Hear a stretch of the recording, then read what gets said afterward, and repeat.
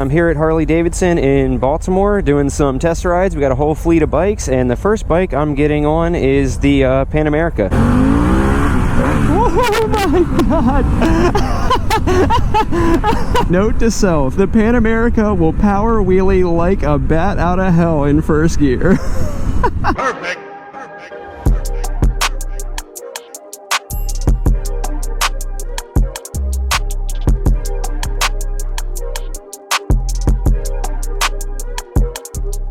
Welcome back to Life of Birch. This is Birch, and this is the Pan America. I have never ridden one before, never ridden an adventure bike, so I'm stoked. We're gonna get out and ride. It feels honestly a lot lighter than I thought it would. He was just telling me that this bike actually has adaptive seating position, so oh, I should start it up. Adaptive seating position, so when you're going it raises up an inch, and when you stop the seat comes back down an inch. We got Bobby right here on the Sportster S. That's the next bike I'm gonna ride. He's one of my subscribers. He's the one that told me about this event.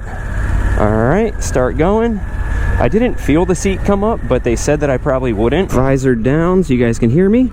That Sportster S looks sick. I don't know if the Pan America video will come out first or if the Sportster video will come out first, but if I've already done the video on that, I'll have it linked in the description. All right, so the Pan America does not feel like a Harley, which could be a good thing, could be a bad thing. You got the fancy readout right here. You got the tall screen right there. I'm interested to see how it blocks the wind. We have like a 6-mile course we're about to go on. It's in sport mode right now. We're gonna leave it in sport mode. Okay, let's go.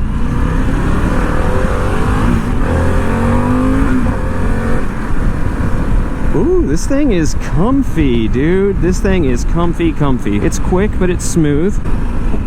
Guy's waving, that's funny. So it has the gear readout right there. We're in 5th gear right now. Has the really cool, like, fancy display. It says no phone connected, so I guess it has the Bluetooth kind of like the Sportster S does. This bike has the Revolution 1250 motor, similar to what the Sportster has. Has all the fancy tech. I probably won't be able to get into all the tech on this ride, but overall this bike is super smooth. Let's see if we can feel the seat start to come down as we come to a stop. All right, coming to a stop. I haven't felt the seat come down.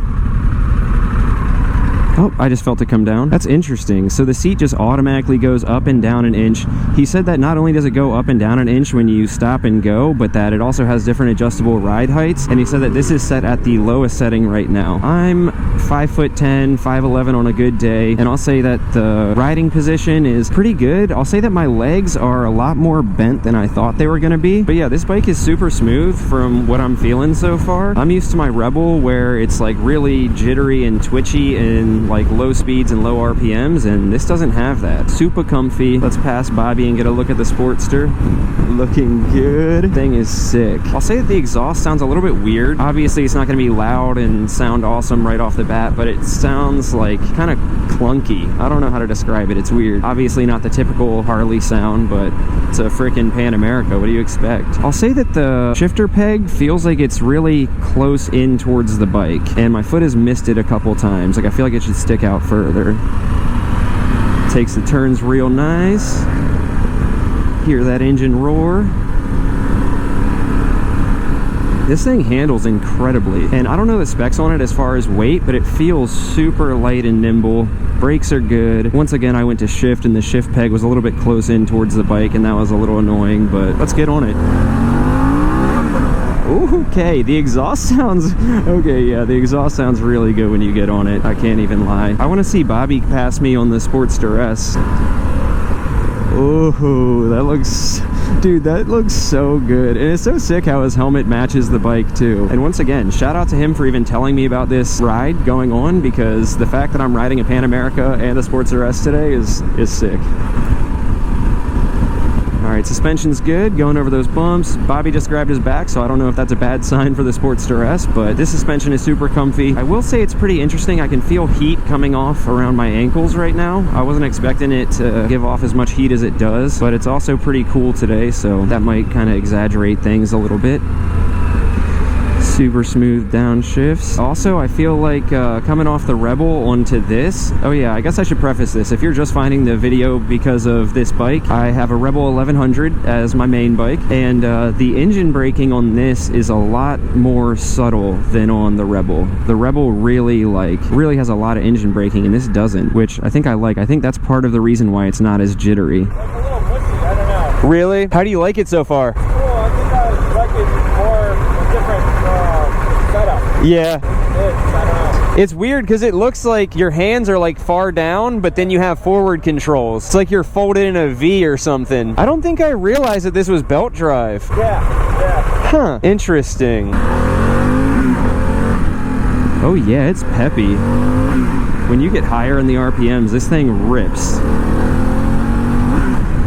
Ooh, and the brakes are good because if you're going fast you need to stop fast. I'll say also the mirrors have really good visibility. My arms aren't really blocking them at all. They're nice and big. You got plenty of view behind you. This bike is sick. Overall feel of the bike, it is super comfy and making me wonder why I've never ridden an adventure bike before. It's funny though because like coming up alongside Bobby, he's on like the super low like Sportster and I'm sitting up here. It just feels like this is like the monster truck of bikes, you know what I mean? Makes me feel like I could conquer the world. I also really like how upright my back is on the bike. The bars seem to be in a really good spot. You're not hunched over too much, no pressure on your wrists. Oh, come on, make the light, make the light, make the light.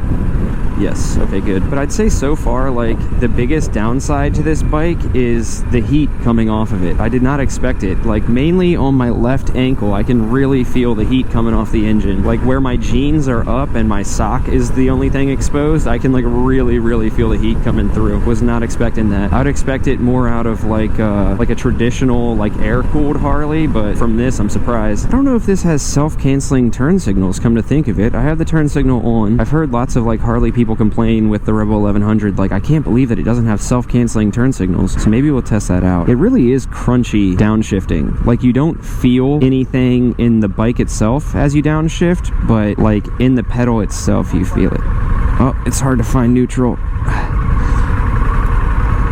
What the heck? I'm trying to find neutral to no avail. All right, I take back what I said about it being easy to find neutral. I was just struggling and could not find neutral to save my life. Oh, it does have self-canceling turn signals. That's nice. Especially for someone like me who, if you guys have seen my videos before, every time, especially with the Grom, the Rebel sometimes, but especially with the Grom, I leave the turn signals on all the freaking time. But at the same time, I want to say this bike starts at like $17,000 or $18,000, so like at that price point, you better have self-canceling turn signals. This thing just feels like an oversized dirt bike, like a dirt bike mixed with a couch. Makes me want to wheelie it so bad, but I know it's not a good idea. Okay, let's see if we can find neutral.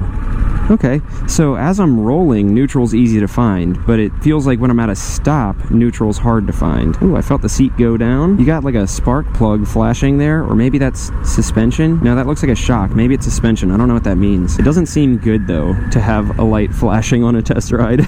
I really want to get on it here. I'm going to slow down some. All right, we're in first gear, and then... Oh my God! Okay, I wheelied it.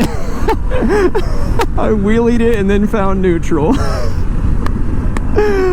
Oh my gosh, dude. Okay, note to self. The Pan America will power wheelie like a bat out of hell in first gear. Oh my God, dude. That's a good way to end the video. Well, not end it, but end the ride, I mean. Let's pull back in and I'll kind of talk to you guys about my thoughts on it. After that wheelie, I think you guys know how good my thoughts are. Oh man, my heart's racing. That was freaking awesome. All right, and that completes the test ride of the Harley Davidson Pan America. Let's talk about it some. Kickstand spot's weird. Ow, as I kick this getting off it because it's so tall. I was not expecting... Wheelie control. So did I. Oh, dude, that came up. Oh man. All right, I gotta do my YouTuber thing and talk to myself real quick before he rides off on this.